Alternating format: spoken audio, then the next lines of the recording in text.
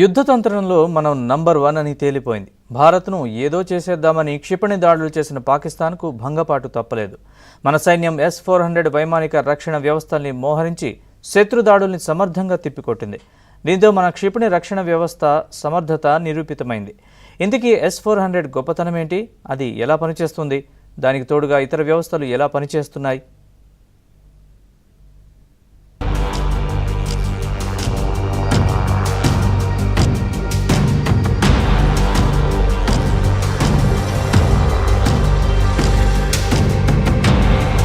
తొమ్మిది ఉగ్రవాద శిక్షణ శిబిరాలపై భారత్ దాడితో పాకిస్తాన్కు దిక్కుతోచని పరిస్థితి ఏర్పడింది. పరువు కాపాడుకునేందుకు, ఏదో బావుకున్నామని చెప్పుకునేందుకు పాక్ సైన్యం మనపై అప్రకటిత యుద్ధం మొదలుపెట్టింది. కశ్మీర్ సరిహద్దుల్లో ఎలాంటి కవ్వింపు లేకుండా కాల్పులు జరుపుతూ డజన్ల కొద్దీ అమాయక ప్రజలను పొట్టను పెట్టుకుంటోంది. అదే టైంలో భారత్ పై క్షిపణి దాడులకు పాక్ ఆర్మీ ప్రయత్నించింది.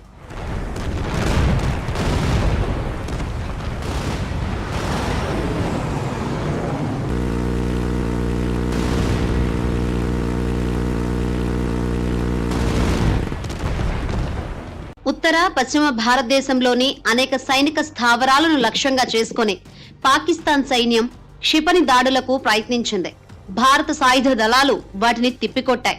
అయితే పాకిస్తాన్ ఏకధాటిగా క్షిపణులు, డ్రోన్లతో మన దేశంపై దాడి చేసేందుకు ప్రయత్నిస్తున్నా ఇండియా ఎలా వాటిని తిప్పికొడుతోంది? క్షిపణులను, డ్రోన్లను ఎలా గాల్లోనే పేల్చేస్తోంది? అందుకోసం మన దగ్గరున్న వ్యవస్థ ఏంటి? ఇలాంటి సందేహాలు చాలా మందికి రావచ్చు. వాటికి సమాధానమే S-400 వైమానిక రక్షణ వ్యవస్థ అని చెప్పుకోవాల్సి ఉంటుంది.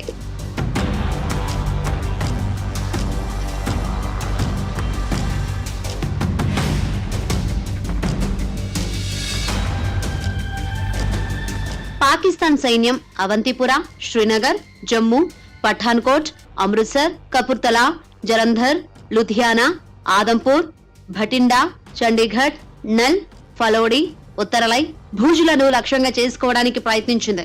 అయితే S-400 దాన్ని ముందుకు రానివ్వలేదు. S-400 అనేది సుదూర పరిధి ఉన్న అధునాతన వాయు రక్షణ వ్యవస్థ అని మరిచిపోకూడదు. ఒకేసారి 36 లక్ష్యాలను ఛేదించే సమర్థత దానికి ఉంది. స్టెల్త్ ఎయిర్ క్రాఫ్ట్ తో సహా వివిధ వైమానిక లక్ష్యాలను అడ్డగించడానికి దాన్ని రూపొందించారు. దానిని రష్యాకు చెందిన అల్మాజ్ సెంట్రల్ డిజైన్ బ్యూరో అభివృద్ధి చేసింది. 7 డ్రోన్లను మన S-400 నిన్న రాత్రి 2 అవర్స్ గ్యాప్లో 57 డ్రోన్ని గాల్లోనే కూల్చి చంపేసింది. ఇదే కాకుండా మన ఇండియన్ ఎయిర్ ఫోర్స్ కూడా పాకిస్తాన్కి సంబంధించిన F-16 మరియు JF-17 4 విమానాలను కూడా గాల్లోనే ధ్వంసం చేసింది. సో ఈ S-400 మనకి ఒక ధర్మచక్రం లాంటిది, మనకి ఒక చక్రవ్యూహం లాంటిది. పాకిస్తాన్కి ఏ మిసైల్ అయినా ఇండియా మీద వెయ్యాలి అనగానే S-400 యాక్టివేట్ అవుతుంది. మన వెస్టర్న్ బార్డర్ మొత్తం ఇదే కాదు, ఇండియా S-400ని చైనా బార్డర్లో కూడా డిప్లాయ్ చేసింది.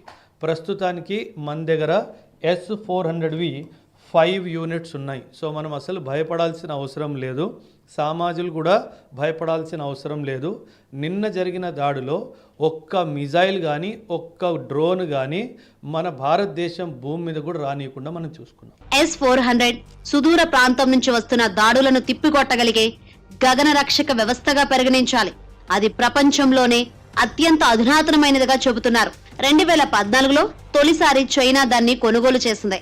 4 రకాల క్షిపణులతో చొరబాట్లను నాశనం చేసే సమర్థత దీని సొంతమని ఒప్పుకోవాలి. సముద్ర మట్టానికి 30 కిలోమీటర్ల ఎత్తులోని లక్ష్యాలను కూడా S-400 ఛేదిస్తోంది. దీంట్లో 3 విభాగాలుంటాయి. మిస్సైల్ లాంచర్ మొదటిది, శత్రు క్షిపణులను కనిపెట్టే శక్తివంతమైన రాడర్ రెండోది. వాటికి తోడు మొత్తాన్ని నడిపించే ఒక కమాండ్ సెంటర్ ఉంటుంది. S-400 అంటే నాటో దేశాలు కూడా వణిగిపోతున్నాయి.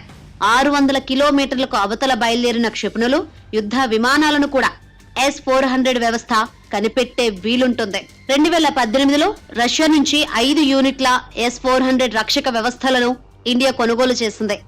ఒక్కో S-400 విలువ 8,000 కోట్ల రూపాయలకు పైమాటే.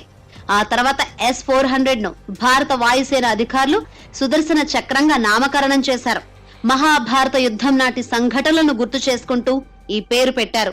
ఈ కారణంగా రక్షణ శాఖ స్థావరాలను కాపాడుకోవడమే కాకుండా సామాన్య పౌరులుండే ప్రాంతాలపై దాడులు జరగకుండా కాపాడుకోగలిగామని సైనిక అధికారులు చెబుతున్నారు. S-400 పనితీరుపై సరిహద్దు రాష్ట్రాల్లోని ప్రజలు కూడా హర్షం వ్యక్తం చేస్తున్నారు.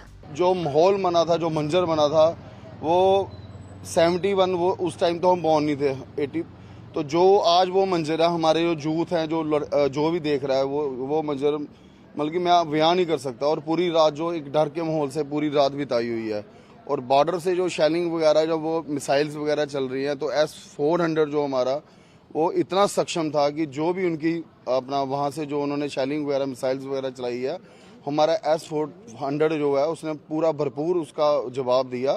S-400 సమర్థంగా పనిచేసిన కొద్ది గంటలకే పాకిస్తాన్ క్షిపణులు, డ్రోన్లకు సంబంధించిన శకలాలను భారత సైన్యం కనిపెట్టి సేకరించింది. దీనివల్ల S-400 వ్యవస్థ పనిచేసే తీరును అంచనా వేసుకుని ఎలాంటి మెరుగుదల సాధించాలో ఆలోచించుకునే వీలుంది. మోదీ ప్రధానిగా బాధ్యతలు చేపట్టిన తర్వాత ఈ 11 సంవత్సరాల కాలంలో రక్షణ రంగానికి అత్యంత ప్రాధాన్యమిచ్చారు. పాకిస్తాన్ డొల్లతనాన్ని ఎండగట్టేందుకు వీలుగా మన ఆయుధ సంపత్తిని పెంచగలిగారు. ఒక S-400 సిస్టమ్ మాత్రమే కాకుండా బరాక్ 800 క్షిపణులు ఉపరితలం నుంచి గగనతలంలోని లక్ష్యాలను ఆకాశ క్షిపణి మన అమ్ముల పదిలో పదిలంగా ఉంటూ నిర్దేశిత సమయానికి వినియోగించేందుకు సిద్ధంగా ఉంటున్నాయి. అదే టైంలో DRO వారి యాంటీ డ్రోన్ టెక్నాలజీ మన రక్షణ వ్యవస్థకు మరింత ఊతమిచ్చింది. మనల్ని మనం రక్షించుకోవడమే కాదు, అంతకంటే రెట్టింపు వేగంగా ఎదురుదాడి చేయగలమని ఆపరేషన్ సింధూర్ తదనంతర పరిణామాలు నిరూపించాయి. పాకిస్తాన్ లోపలికి వెళ్లి మరి కొట్టి వచ్చిన ఘనత సాధించాం.